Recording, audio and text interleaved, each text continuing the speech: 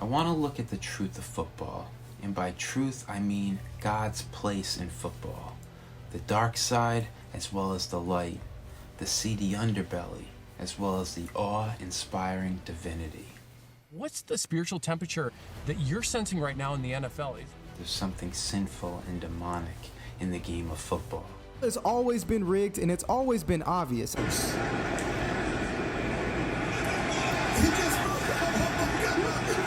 see that? I've never seen that before in my life. I swear to God, I'm driving in circles, I'm seeing stars. What the did we just watch? You gotta be shitting me. The spread is Rams +7. They're kicking a field goal on 2nd and 10 with 4 seconds left. But remember, God triumphs over every evil. Good Lord up above doesn't care whether you win a game, whether you lose a game. When you give your life to the Lord, man, he gives you opportunities, and it's what you do. Put my identity in, you know, what Christ says, who he thinks I am, and who I know that he says I am. So really, like I said, at the end of the day, it doesn't really matter what people think about me. The first thing that comes to mind is just how faithful God is, just by nature of who he is. I mean, I always ask God to lead me in the right direction and let me be who I am for his name. So Hail Mary on the field. It's like they're praying on football fields everywhere. Right. The stadium that was uncontrollably loud just moments ago is now completely silent. Teammates remain seated, hug each other, and shed tears for their teammate whose status now remains up in the air. I won the game of life. This is storybook. I want you to remember that word, storybook. It will be important later. We get to play this game and it's great. And there's so many amazing things that happen in that game. And everybody wants to hear about them. But when we leave this game, we go back to being regular people. And regular people are living life. And people are waiting for a knock. And the word says who Jesus is, he's knocking at the door. All you got to do is get up. You know, so much of life is that. It's faith in God, knowing that he's got a plan, and at times you don't understand it, and you're not going to see it, and yet you just have to trust and you have to have faith. I don't know if God watches football and cares, but I think he was a Patriot fan. I really do. NFL Commissioner Roger Goodell finally admitted what we already knew, and that was the fact that the NFL is indeed scripted. There's a pretty good script this year, wouldn't you say? The blackout led to the conspiracy theory that Roger Goodell and the NFL orchestrated the power outage to stop Baltimore's momentum and help San Fran get back in the game. Oh, Roger Goodell, he never stops. He never always got something up his sleeve. If Kelsey brings them money, they need to protect their cash cow and make sure that he is every bit the winner that Taylor and all the Swifties believe him to be. When I mention, or everybody knows that she's at the game, the Vegas, the over-under on my catches kind of goes up and down. The spread goes up and down. So, you know, I don't want to mess with any of that stuff. So I'm just going to keep it to myself. Is it all just a show? Or maybe even some kind of ritual? And of course, Tim Tebow, one of the most passionate, emotional, and talented players in all of college football. During that game, 94 million people Googled John 3:16.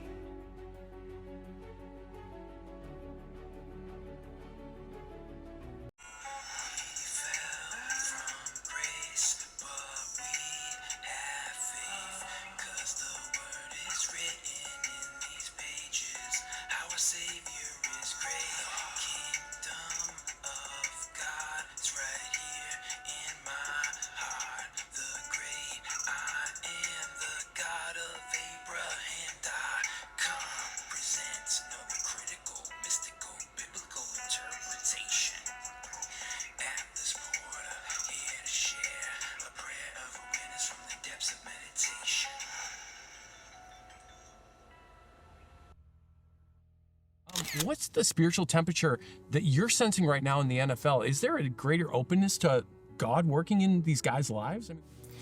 Where is God's place in football? It's hard to know sometimes. Football is a meeting ground for angels and demons alike.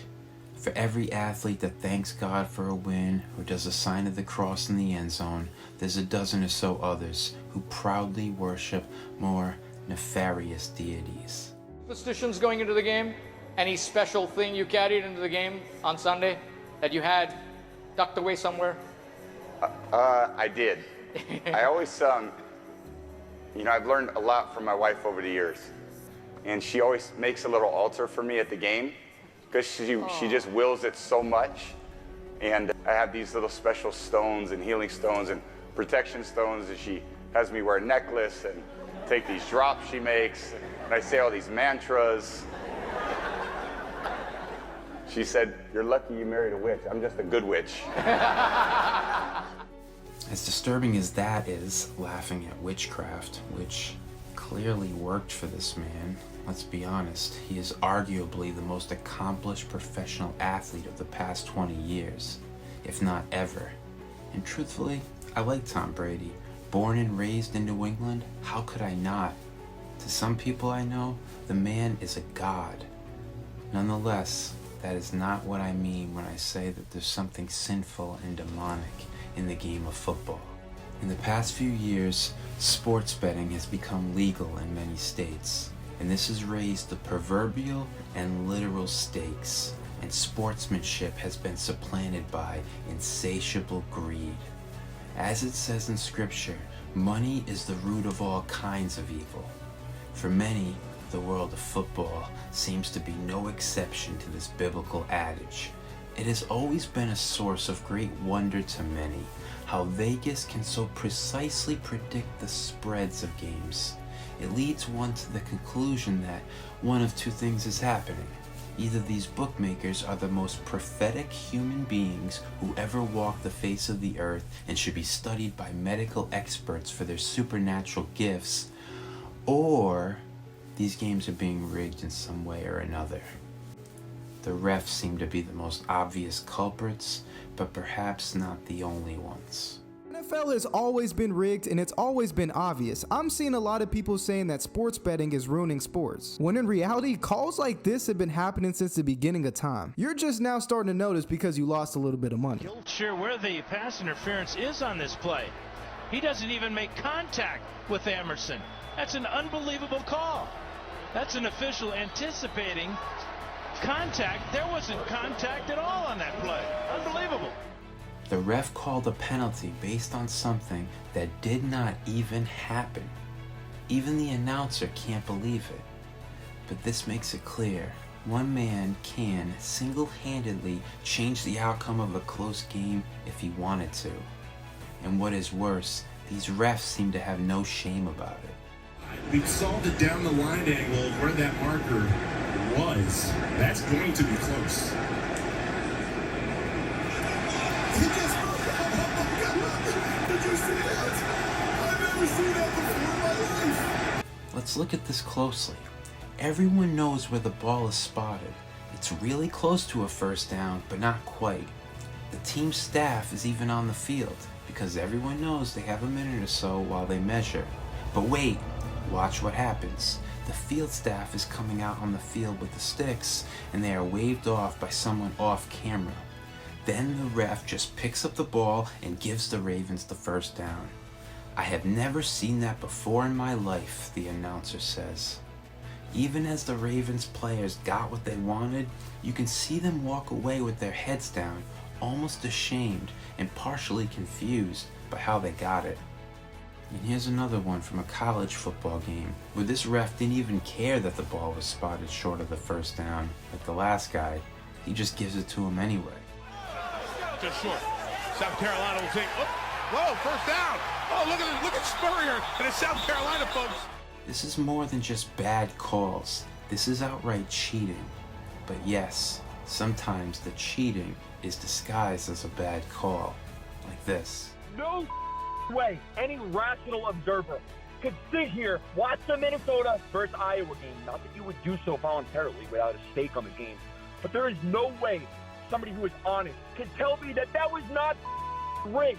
I have never in my life seen a no call get reversed on a completely ambiguous fair catch call, which was never a fair catch. The refs just negated and stole away a magnificent one for the ages punt return by the fair-skinned Devin Hester. Are you kidding me? There is no way you can go back when you're looking to see if he stepped out of bounds or not, which he completely did not. He moonwalked that like Michael Jackson. Holy there is no way you could go back and say, oh, you know what? That minor shoulder shrug, that's a clear fair catch call. Go yourself.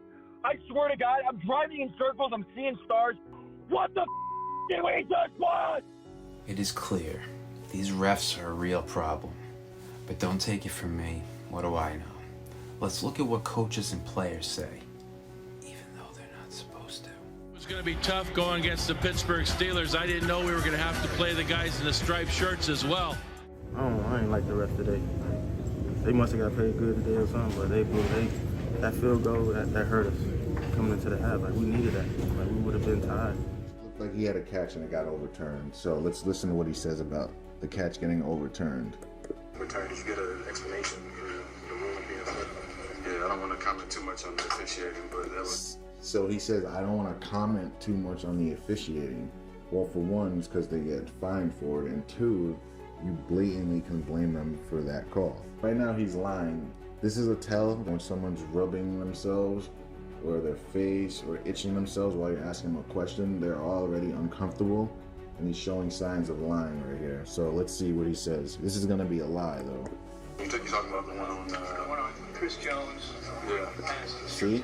He's playing with his facial hair now all of a sudden because he's lying. He's thinking of an explanation.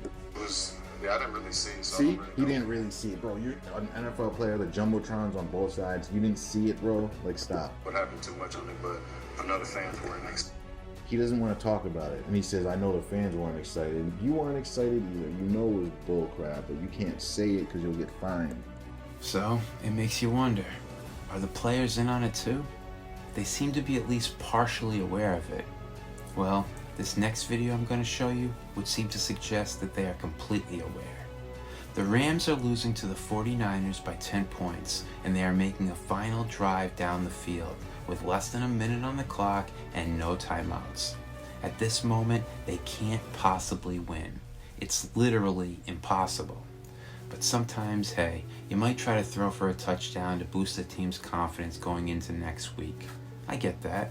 You play all 60 minutes and try to score as much as you can whether you win or lose. But that's not what happened. What happened is something I have never seen in my 3+ decades of watching football every weekend of every season. The reason I have never seen it is because no one should ever do it. The only reason to do it would be for gambling spreads in Vegas. This is the most clear Vegas phone call I've ever seen in my life. This is pure insanity. 10-point game, 10 seconds left. Look at the ref. Look at the ref. You might think the place is on fire. They rush up to the line and spike the ball. And you gotta be shitting me. The spread is Rams +7. They're kicking a field goal on 2nd and 10 with 4 seconds left. Why? Tell me why. I want one good reason why. They would kick a field goal with no time left on the clock. Why not just take a shot at the end zone? What the f*** did we just witness? Most of the time here, in this situation, the losing team wouldn't rush up to the line like this. So the fact that the ref does it is a bit surprising. The losing team would often just accept their fate at this point and let the last 4 seconds of the clock wind down. Again, the Rams can't possibly win. But if you are going to spike it, which is what they do, it could only possibly be to go for a touchdown pass on the next play. That, however, is not what happens. That's what makes it so suspicious. Okay, so it's clear from all these clips that there's something rotten in the state of the NFL. Something demonic even. And by demonic, I mean nefarious and opposed to truth. Our God is the God of truth. As Jesus says, He is the way, the truth, and the life. So back to the original question. What is the spiritual temperature of the NFL? Where is God's place in football? If you were to base it on what I've just showed you, you would say the spiritual temperature is lukewarm to God at best. But remember, God triumphs over every evil. Many people might watch clips like I just showed and say, I'm done with football. It's just used to distract us anyway, like in the days before the fall of Rome, give them bread and circuses. There's a bit of truth to that, but there's a lot of amazing things that these athletes do, say, and believe that are worthy of our valuable attention. Football becomes for them a platform upon which they can share the gospel and their faith in Jesus Christ. First, we have the Dolphin star quarterback, Tua Tagovailoa, proudly professing his faith in Christ. The best thing about being a believer of Jesus Christ, like to me, is that good Lord up above doesn't care whether you win a game, whether you lose a game. And for me, it's been a little tough having to play on Sundays, having to understand that, you know, not able to go to church. Really, a lot of it is having to watch church online after games and things like that. But allowing me this platform, you know, to me is the best thing in the world, to be able to profess my faith, something that I firmly believe in. Next, we have this year's Rookie of the Year candidate, C.J. Stroud, who never forgets to thank Jesus in his post-game interviews. This clip is him after throwing for more yards than any rookie quarterback in NFL history. There's a lot to sort through after that game, but let's start with the game-winning touchdown to Tank Dell. What'd you see? First and foremost, man, I got to give all glory and praise to my Lord and Savior Jesus Christ, man. These last couple weeks, man, been up and down. I've been going through a lot on and off the field, man, but when you give your life to the Lord, man, he gives you opportunities, and it's what you do with it. And this is nothing new for Stroud. He has been thanking God publicly since college. Here is Stroud when he was at Ohio State. I just want to give all glory and praise to Jesus Christ, man, my Lord and Savior, for having an opportunity to go out here and show my God-given talent, man. And we also have the quarterback of the Jacksonville Jaguars, Trevor Lawrence, who also expressed his faith when he was in college at Clemson. Lawrence says football means nothing in his life compared to Christ. Football's important to me, obviously, but it's not my life. It's not like the biggest thing in my life, I would say. My faith is. So that just comes from kind of knowing who I am outside of that. So I just know no matter how big the situation is, it's not really going to define me. Just putting my identity in, you know, what Christ says, who he thinks I am, and who I know that he says I am. So really, like I said, at the end of the day, it doesn't really matter what people think about me or how good they think I play or whatever. You know, it doesn't really matter. So. But perhaps the most vocal disciple of Christ among this next generation of starting quarterbacks is Brock Purdy. The 49ers star is fearless on the field, but that is nothing compared to the courage he shows when preaching God's glory off the field. Word about the faith of San Francisco rookie quarterback Brock Purdy, a devout Christian. Purdy was selected as the last player in the NFL draft, number 262. He became known as Mr. Irrelevant. That's quite humbling. But more importantly, Purdy knows he's relevant to God. Last December, after his first win as the 49ers starting quarterback, Purdy said, "For me, I believe in the Lord and I trust in him. I just go out there and I just play." On his Twitter profile, he writes, he is a believer in Christ, and he quotes Colossians 3:23, "Whatever you do, work heartily as for the Lord, not for men." He's a true winner, not only for his talents on display before millions of NFL television viewers, but he's fearless in sharing his faith with the world. The first thing that comes to mind is just how faithful God is, just by nature of who he is. You know, a year ago, after my senior year of college, so a year ago, I'm sitting there and I'm talking to, you know, Coach Campbell and my parents, and I'm like, man, I don't know if this is gonna work out. I don't know if football's in my future. Like, I don't know what it looks like, but if I get a shot with an NFL team, great. And I'm gonna put my head down and go to work and see what God does with me. But I had no idea, and I'm not gonna lie, I had a lot of doubt. I had a lot of doubt of if football was even in the picture, and I was starting to get ready for whatever else God had for me in my life. God is faithful. He's never done with a story, even when you think he is. It's wonderful to see all these star quarterbacks professing God's greatness. They clearly recognize that what they have is God-given talent. But the faith that resides in the NFL is even greater than all that. Because at the end of the day, it is in the darkest of situations in which our God, the light of the world, shines his brightest. This past year, a football player died on the field. That will humble even the most boastful sports personality. At a moment like that, the words "Hail Mary" on the field hold a much different significance. From a league that oftentimes seems like a secular political entity, became really religious really fast. That is, some people think it's silly to pray, until things stop being silly and praying is all you can do. So now let's gauge the spiritual temperature. Spiritual temperature in the NFL. And here's what I've been thinking and processing. We talked a little bit, just briefly, about the Damar Hamlin situation that happened this last year. So you got Damar, he basically dies on the field. They bring him back, Correct. Jump him, and he gets going. But the players are praying. ESPN commentators are praying live on the air. I mean, there was a different atmosphere this time around. I've seen plenty of injuries in the NFL where usually the commentators say this. They usually go, our thoughts and prayers are with the family, right? But this time it was different, where they stopped saying our thoughts. They just said, now's the time to pray. If you're a praying person, pray. And there was so much prayer that happened in really that week and the following weeks. I mean, Answered NFL prayer. Yeah, and NFL teams are gathering in the middle of the fields, praying before every game for the next week or two. What's the spiritual temperature that you're sensing right now in the NFL? Is there a greater openness to God working in these guys' lives? I mean, what are you sensing? Well, I think there were so many interesting thoughts I took away from that whole experience, watching what happened to Damar.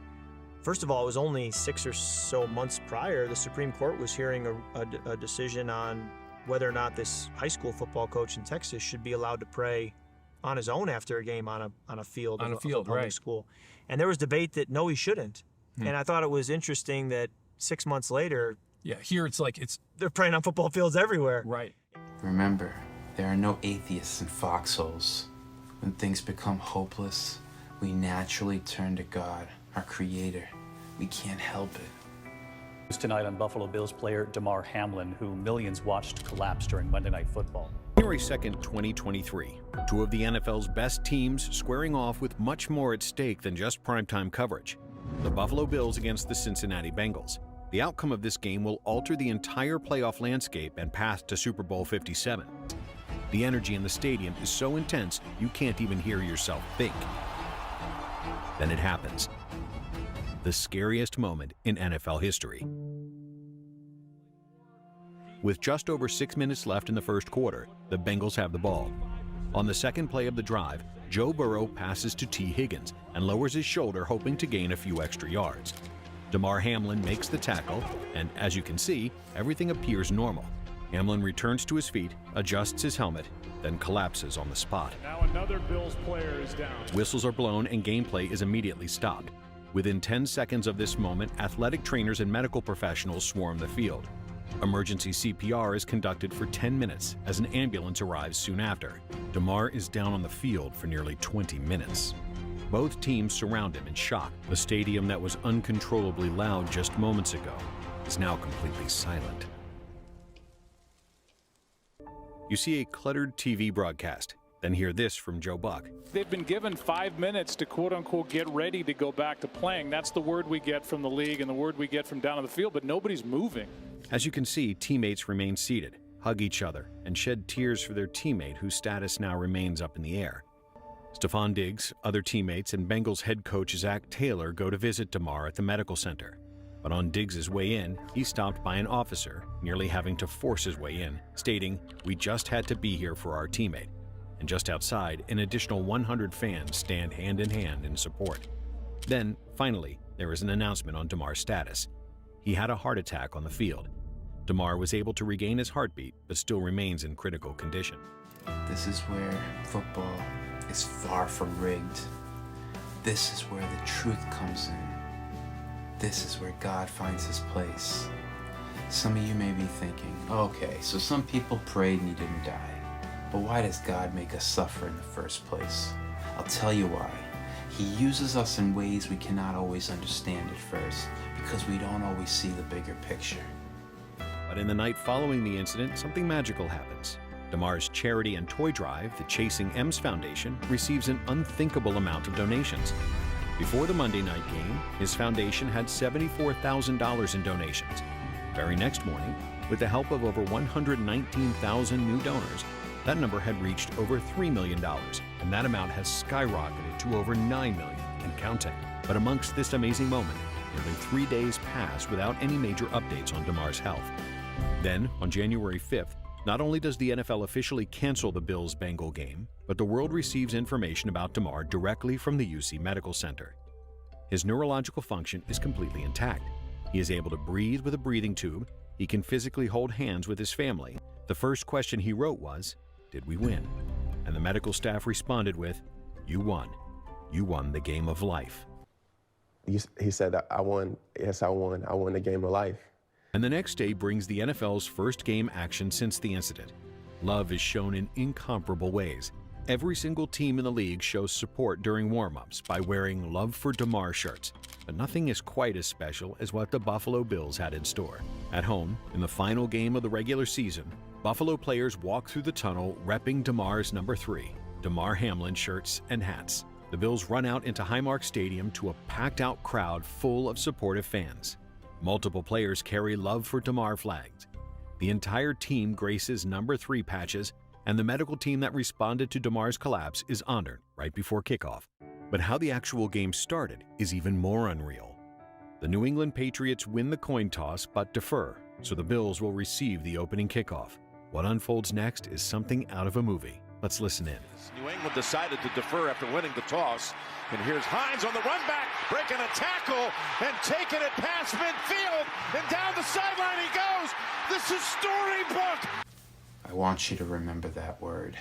Storybook. It will be important later. An opening kickoff return for Damar Hamlin. And this place is absolutely going wild. Truly touching moment.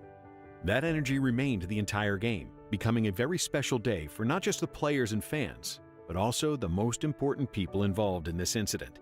The Bills brought home the victory 35-23. Since that Monday Night Football game on January 2nd, 2023, the world has had the opportunity to witness the scariest day in NFL history evolve into one of the biggest outpourings of love and support. Why do you think your recovery is so remarkable? First and foremost, just God, just a blessing, you know. It was God's way of just using me and uniting the whole world in prayer.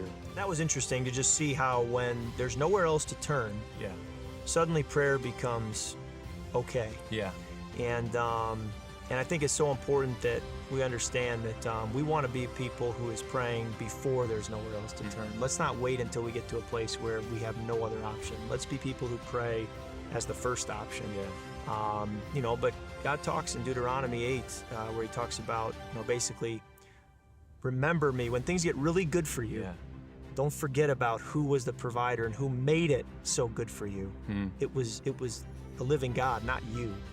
And so I think at times in life we get it so good that we think we forget that it was God who was the provider and the source of all that goodness. And so At moments like this, we remember that football is just a game.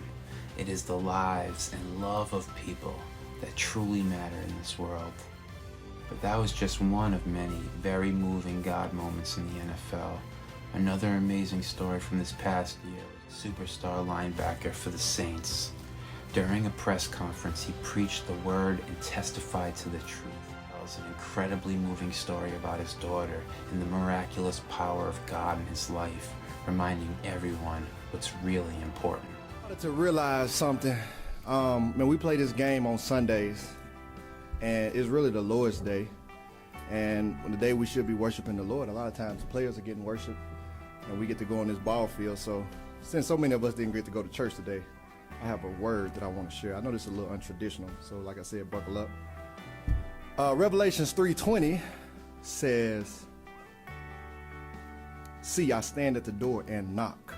If anyone hears my voice and opens the door, I will come in and dine with him and eat with him and he with me." I want to tell y'all about a knock that I heard this week. A lot of people don't know this, but on Friday, my daughter, she's 4 years old, she had her third epilepsy seizure attack. And she started to foam at the mouth, and it was her worst seizure. For 30 minutes, she seized. She wouldn't come, and we had to call the paramedics. They came, and so over the course of time, it ended up being a total of 30 minutes. They got her in. My wife got in the paramedics with her. I got behind them driving. You can imagine all the thoughts that's racing through your mind. The last sight you see of your daughter is she's totally out of it.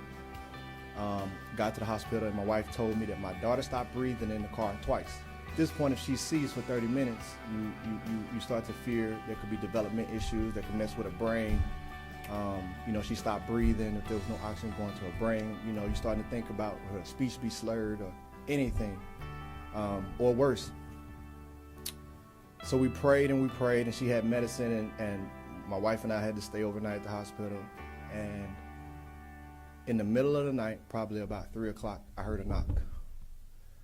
And the knock was my daughter. I prayed for her. I said, God, let this just be an attack from the enemy that's just trying to be a distraction, and let him have overplayed his hand, and my daughter come back stronger than before. When I heard my daughter talk in the middle of the night, my daughter, she doesn't have any development issues, praise God. She doesn't have any slurred speech, prior to this. She woke up talking clearer than she was talking before. Now, anyone who deals with epilepsy knows that it takes a few days for them to come back. They usually can get back to normal wherever they were, but it takes a couple of days. They're groggy. It's a lot because what their body is like, it's like the TV just staticking in their brain. She was talking clearer than before. It was 3 o'clock, and we heard her talk, and we let her talk for about 20 minutes and said, hey, baby, it's nighttime. Let's go back to sleep. And I just prayed. I started saying, praise God, praise God.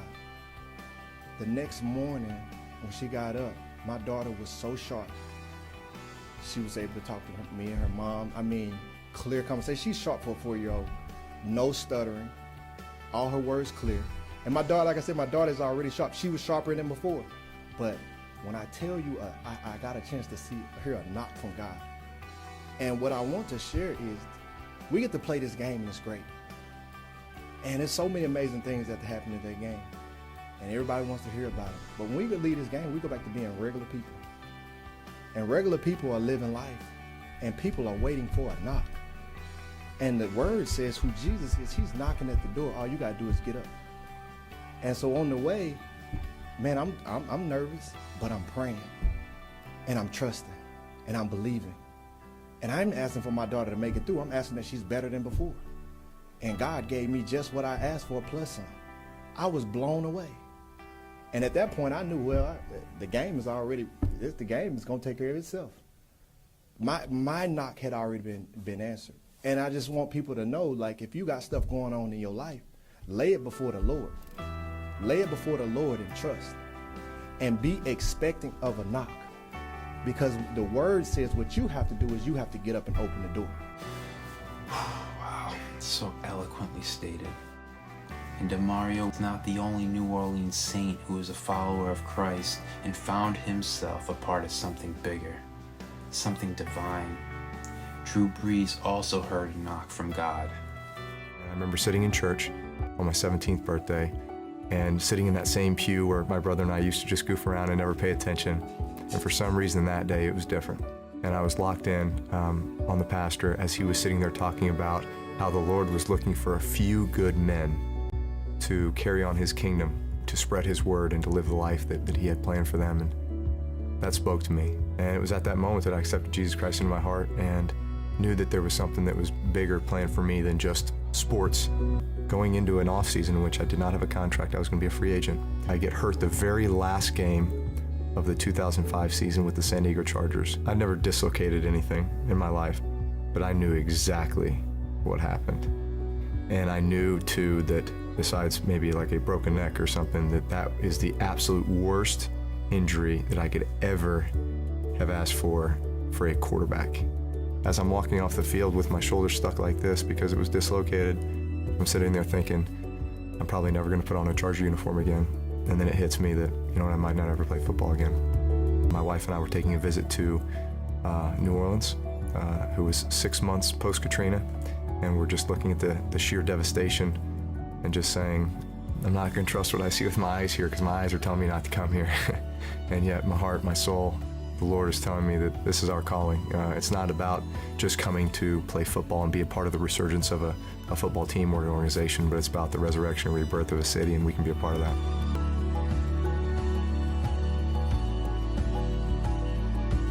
All right, we are world champions. As people, we want to see and touch and feel in order for it to be real for us, and yet 2 Corinthians 5:7 will tell you, you'll be led by faith and not by sight. So much of life is that. It's faith in God, knowing that He's got a plan, and at times you don't understand it, and you're not going to see it, and yet you just have to trust and you have to have faith. This story is amazing. We have a guy who just before becoming a free agent on the last game of the season has a seemingly career-ending injury. He re-emerges from those ashes and goes to play in a place that had its own career-ending injury, so to speak.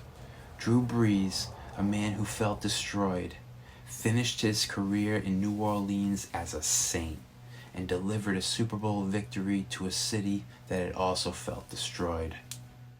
The problem, however, is some think this story is a bit too amazing. Damar Hamlin and Demario bear witness to medical miracles. No one can deny those. On the other hand, however, some think that what happened to Brees in New Orleans was less miraculous. The New Orleans win, bringing hope and happiness to a destroyed city, seems like the perfect storyline for the NFL to script. Again, remember the word from before. It is storybook. If this was the only time something like this happened, where the realities of our nation seem to correspond to and have an effect on football, I would never suggest it, but stuff like this has happened before. In the 2001 season, the year of 9/11 and patriotism, who should win but the Patriots? The good old red, white, and blue won their first Super Bowl ever. Again, how storybook. Starting to see a pattern? Super Bowl 36. The controversy involving Super Bowl 36 between the New England Patriots and the St. Louis Rams did not actually occur during the game. We are all Patriots, and tonight the Patriots are world champions. To see what one team could do for an entire community and for an entire country is as special as anything that's ever happened in my life.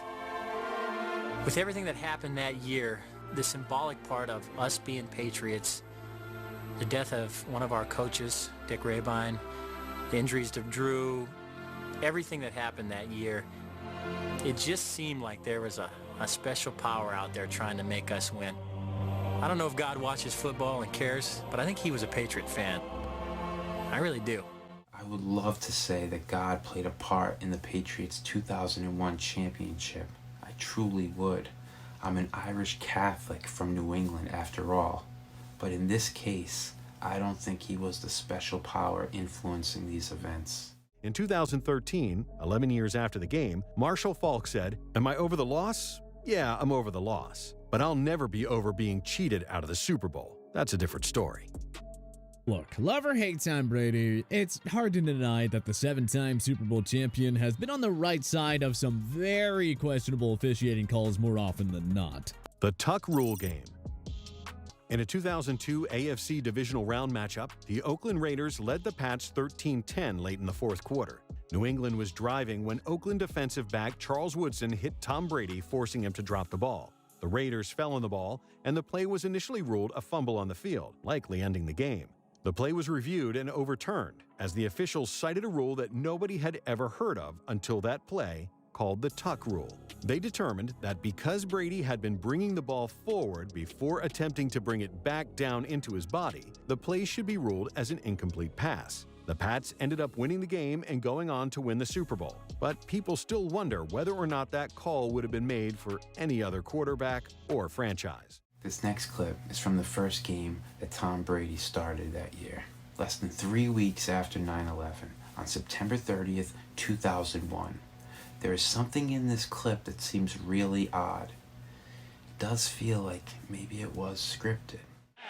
For first down, Manning to the sideline, intercepted. Otis Smith. Smith with running room. Smith gets down the sideline. Smith needs one more block. Smith gets it in. Touchdown, New England. I want you to look at this right here. He can get him, but instead, he lets him run past and goes after the guy behind him who doesn't even have the ball. What is going on here?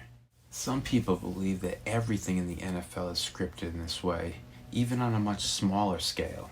For instance, the NFL was recently celebrating National Tight End Day, and as luck would have it, the tight ends all played amazing.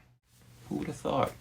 Should change its name to the National Fix League because these games are so scripted, it's unbelievable. You're telling me that these defensive coordinators who are paid millions of dollars didn't know the tight ends were going to get the ball on National Tight End Day? No, of course they knew the tight ends were going to get the ball. They just don't care because the games are rigged and scripted. Pretty much every tight end you can name went over on yards and receptions. Some of them even had notable days. For example, Mark Andrews had 2 touchdowns. Travis Kelce almost had 200 yards. He also had a touchdown. And Mike Gesicki scored a game winner to upset the Bills. Like, the Patriots haven't been good all year. Please wake up to the fact that these games are rigged and scripted. The NFL is nothing different than the WWE. The winners of a particular weekend aren't always this blatant. For instance, a couple of weeks ago, it was National Cat Day. And again, as luck would have it, all of the cat teams won that day. And the Bengals were extreme underdogs, and the Panthers hadn't won a game all season. That didn't, however, stand in the way of them all winning. And what's not shown here is the Lions game from Monday night. They also won. If this is all true, and the games are really being decided in such ways, then it would suggest that there is indeed some kind of script that these players are following. Well, let's see. 1 and 4, how do you turn the train around? Let's see what he answers. Stick to the script. See? He said it 3 times, guys. He couldn't just, like, flat out and say it. He doesn't notice how he doesn't look at the camera when he says it. It's like he's ashamed that he has to follow the script, guys. Watch this again. Just pay attention. Turn the train around. Stick to the nah. He said stick to the nah, looks down, stick to the, and then stick to the script. He says it 3 times. Stick to the script. NFL Commissioner Roger Goodell finally admitted what we already knew, and that was the fact that the NFL is indeed scripted. There's a pretty good script this year, wouldn't you say?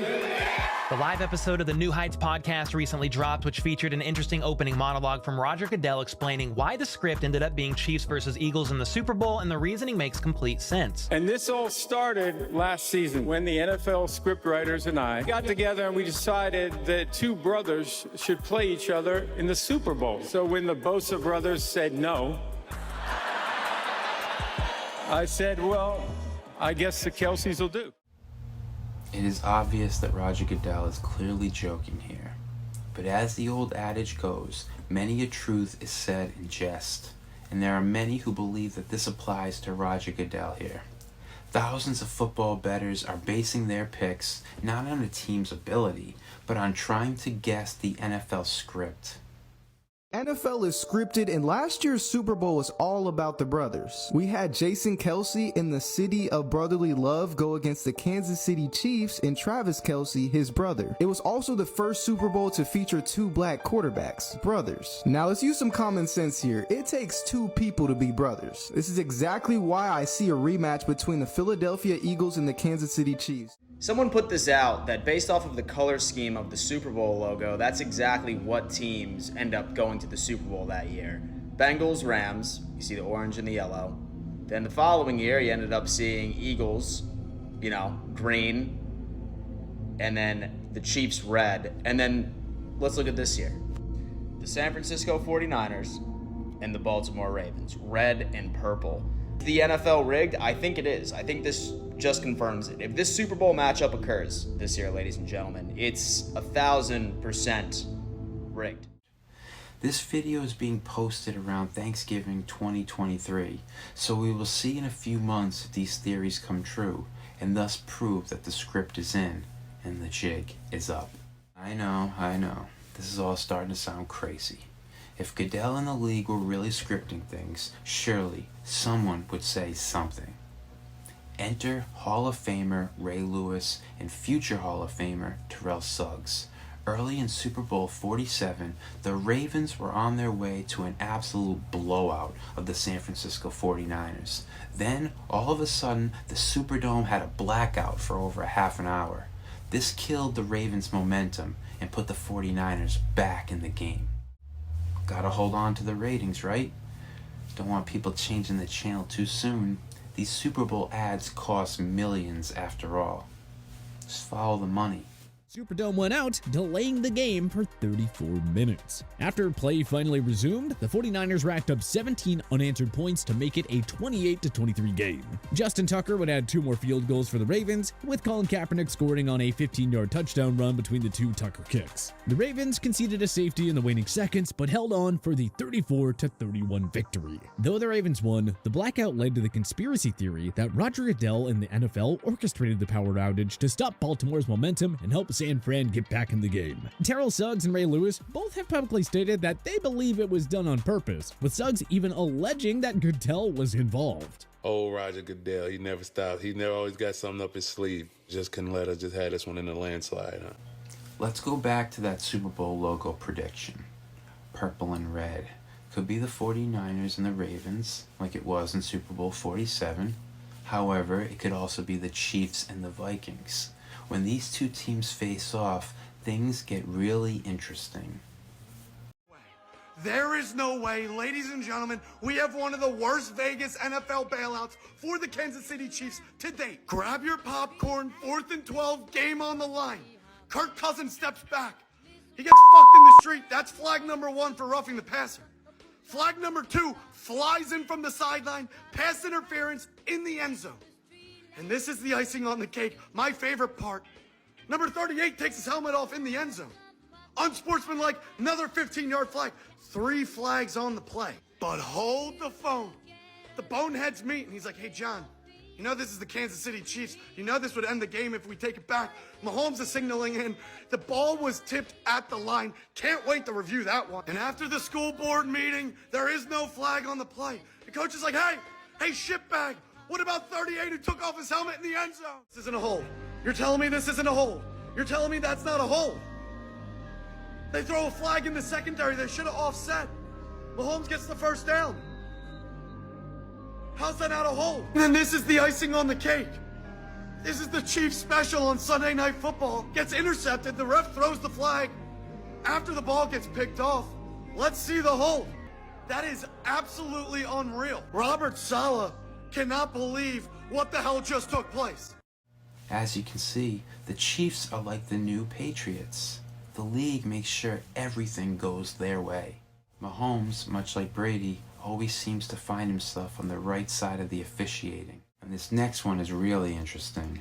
This is like the earlier clip in the Patriots game where the player let the other player get by as if they are just following the script.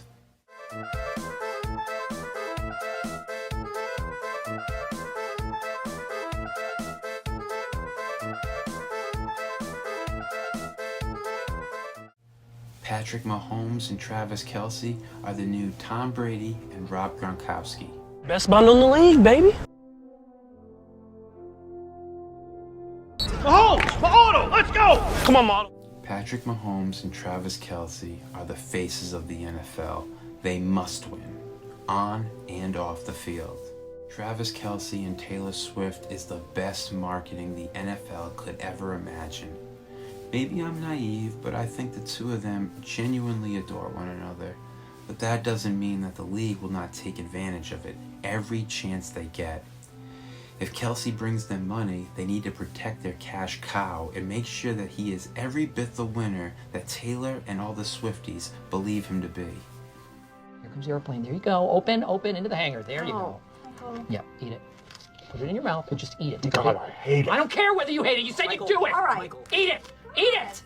You're killing him, Michael. All right. Shh. Okay, I ate some fluffy part. Can I be done? Let me see if you swallowed it. Open your mouth. Under your tongue. Oh, God! Something weird is going on. If that referee from earlier could see this as a fair catch, then I can see this as something a bit nefarious. What is that? Those devil horns? He seems like a nice guy, but something here seems a little suspicious. Travis, are you expecting Taylor to be at the game? You know what? I think when I mention, or everybody knows that she's at the game, the Vegas, the over/under on my catches kind of goes up and down. The spread goes up and down. So, I don't want to mess with any of that stuff. So I'm just going to keep it to myself. Why would he care if the Vegas odds change? Is he betting on the games or something? Shaving points? Or do these changing odds change what he is expected to accomplish? The point is, it should not matter to any player at all what the spreads are. It really makes you wonder, what is going on in football? Is it all just a show? Or maybe even some kind of ritual? This next clip makes you wonder, is it all just an act? This past offseason, the big story was Aaron Rodgers going to the New York Jets. And here it is, week 1 of the regular season on the anniversary of 9/11, and Aaron Rodgers comes running out of the tunnel with a New York jersey on and waving an American flag. Storybook. Yet right as the game began, he went down with what was deemed at the time to be a season-ending injury. Let us look at that injury. As a Jet. Doesn't look too bad, right? Doesn't look too bad. Here's where the trickery and the fakery comes in. And here's why I think for sure it's fake. Look, he pops right back up. So he hopped right back up, no problem. Now he's standing there looking off to the sidelines with his hands on his hips. Just standing there. He looks fine. Standing there with his hands on his hips. He looks fine to me. And then, oh, he's gonna sit down. Just gonna sit down. Oh, now he's hurt. Oh, yeah, that totally looks real, man. No way he's faking it. Jake, man, he would never fake an injury, bro. You've never played football before, Jake. That's how injuries work. You stand there with your hands on your hips, and you look like you're fine, but then you go right down. See? This is Aaron Rodgers injured, who needs to be carted off the field. He doesn't know it until now. There he goes. That's when he finds out that he's injured. Ah, yes, not scripted looking at all. Not fake looking at all. Opening series. Yes, he looks like he's so hurt, so injured. Great acting skills, buddy.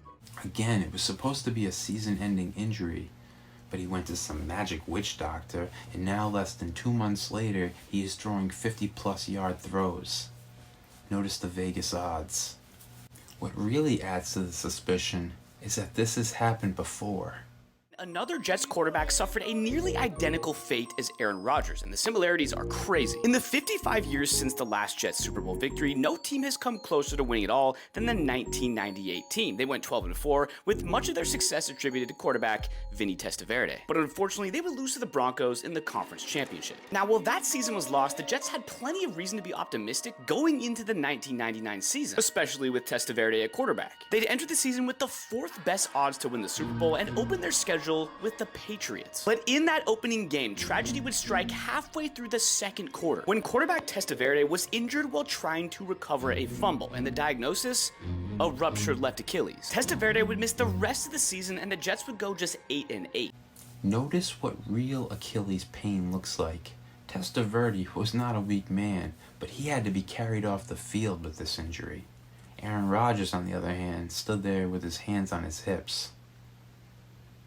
And while Vinny would stick around for a few more years, the Jets would fail to get as close as they were in 1998. But the craziest part about this story, Testaverde was in the building and was on the field during the coin toss on Monday night to watch another Jets QB, Aaron Rodgers, be dealt the identical season-ending injury. Crazy. You can't make this stuff up.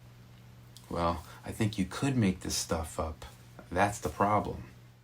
It almost makes you wonder if the NFL is doing some kind of ritualistic sacrificing. Because look at this.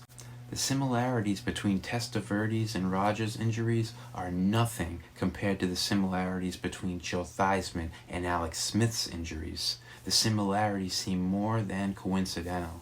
Look at this. The two men both had career-ending injuries and broke the exact same bones on the same exact day 33 years apart, playing for the same team, in the same city, on the same yard line, in a game with the same final score, and they were each tackled by 3-time Defensive Player of the Year, and their Pro Bowl left tackles were both out with an injury at the time.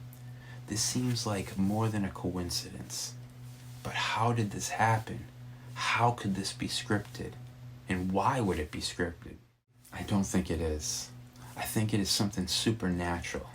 The reason I say this is because Theismann and Smith's injuries were nothing like Aaron Rodgers. There is no mistaking the horror of what happened to them on the field. If this was done on purpose, then someone should be put away, because it is truly horrendous. I'm going to show you the injuries just to prove to you that they cannot be faked. But I would really advise you to look away. You can't unsee it. The Theismann injury is so bad, in fact, that ESPN viewers picked it as the NFL's most shocking moment in history. Here are the clips. Again, please be advised. Jim Brown and Franco Harris. 1st and 10. Riggins, Fleetflicker, back to Theismann's in a lot of trouble. And it was Lawrence Taylor who slammed Theismann to the ground at the 42-yard line. The blitz was on. That's not necessarily a good play to have called. And quickly, Lawrence Taylor was up saying Theismann is hurt. And I don't believe Lawrence Taylor would have reacted that way unless Theismann is really hurt.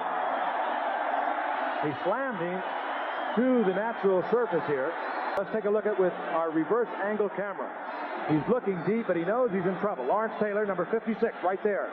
Carson is number 53. But it's Taylor over Carson, slamming. And you see the right knee, the right foot. That's the ankle. And here comes the blitz. And there goes Alex Smith down at the 40-yard line. Kareem Jackson.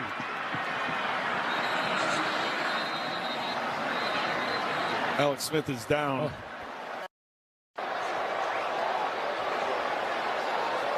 They came with the blitz.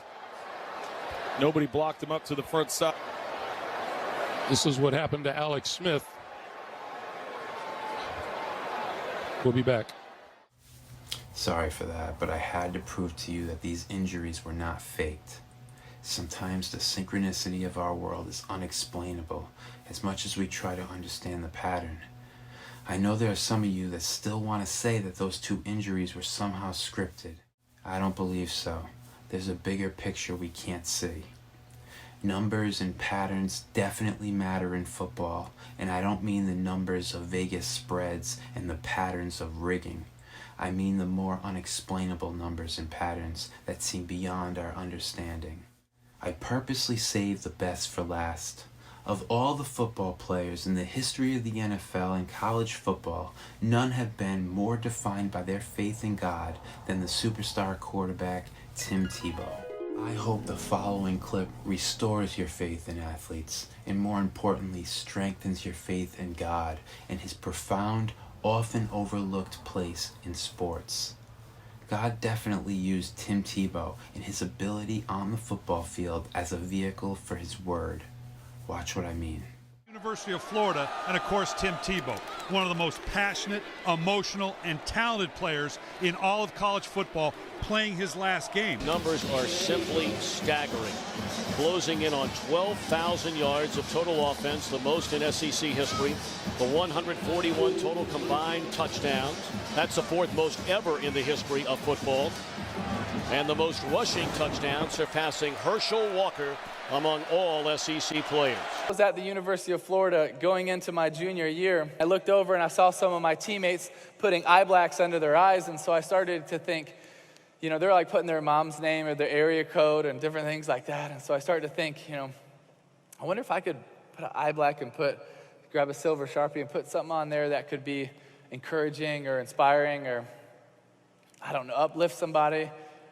I started to think, well, what should I put? And I started to think, well, God bless. And I was like, I don't know. And then I thought of Philippians 4:13. I can do all things through Christ who strengthens me. I was like, that's an awesome verse for a football player. That's what I'm going to go with. So a couple local newspapers wrote about it, but it wasn't that big of a deal. But I kept wearing it under my eyes every single week. And the next couple of weeks, they start selling it at the Gator bookstore, on the sides of the street. They're selling Philippians 4:13, and like I'm seeing fans, and they're like, all right, go Gators, Philippians 4:13. We're getting ready to run out of the tunnel.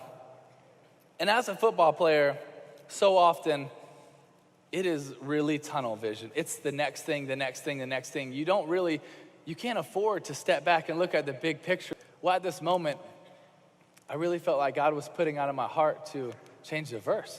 I was like, really, right now? But I kind of stepped back for a second and realized that if we won, we'd be playing in the national championship. And that would be maybe the biggest stage that I would ever get to change the verse and put something meaningful on there. So we were blessed to win. In the next 6 weeks leading up to the national championship game, I was contemplating, really agonizing over what verse I was going to go with. But God kept bringing it to my heart and my head, John 3:16. Because as a Christian, that's the essence of our Christianity. It's the essence of our hope. For God so loved the world, he gave his only begotten Son, that whosoever believes in him will not perish, but have everlasting life. That's what we believe in as Christians. So I decided that's the verse I'm going to go with. We were blessed to win the national championship, and 2 days after that game, I was sitting in Ballyhoo restaurant eating grouper with my mom, my dad, one of my aunts, and Coach Meyer. And Coach Meyer gets a call from our PR guy at Florida, and he's like, all right, bye. I looked at him, I was like, what's that all about? He told me who it was, our PR guy, and he said, Tim, he just told me that during that game, 94 million people Googled John 3:16.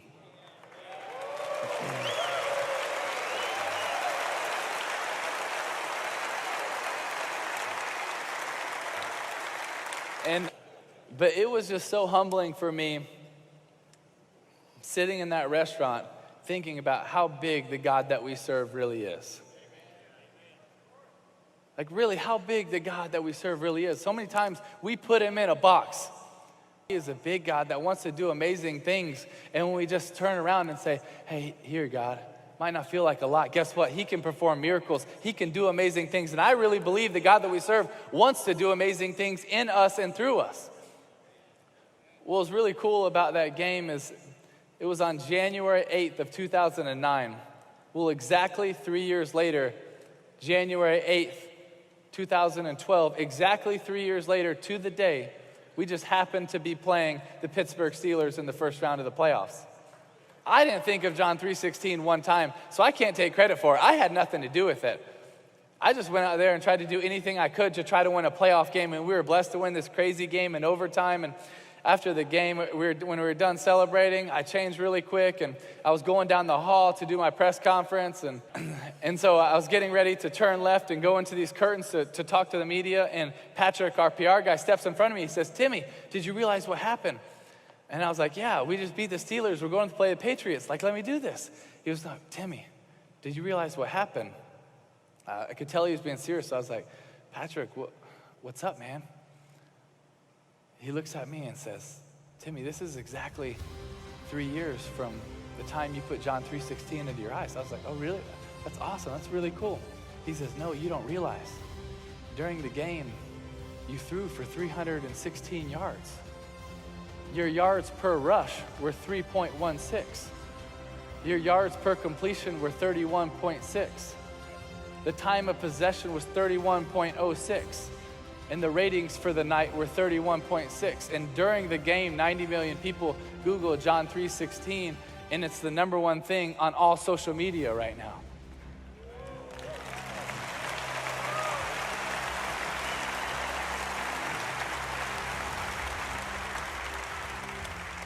And I was just standing in that hallway thinking, God, I didn't know that you were doing anything. Like, I thought that was like 3 years ago. But it's amazing how big the God is that we serve. He took something that I did 3.5 years ago to make a decision, put Philippians 4:13, and then change it for one game. But I thought, hey, this is really cool. We impacted some people, but it's done. But no, God has an awesome plan. He has an awesome plan, and you might not even see what he's doing.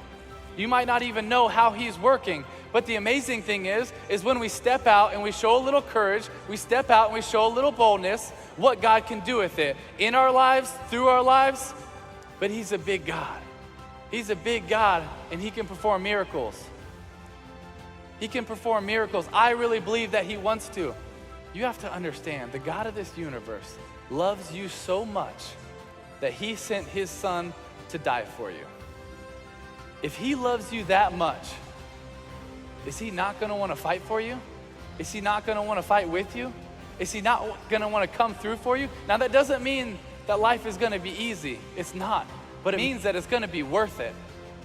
It means that it's going to be worth it. So where are we after all of this? What conclusions should we draw? Well, I think it's safe to say that every aspect of every game is being scripted down to the last detail. But I don't mean that in the way you think I do. It is not Roger Goodell or Vegas or the refs scripting these games. It is God. He has written the script for us all to follow, to use our God-given talents to go against the odds. And when we have faith in His word, as so many superstars of the NFL do, our lives become storybooks.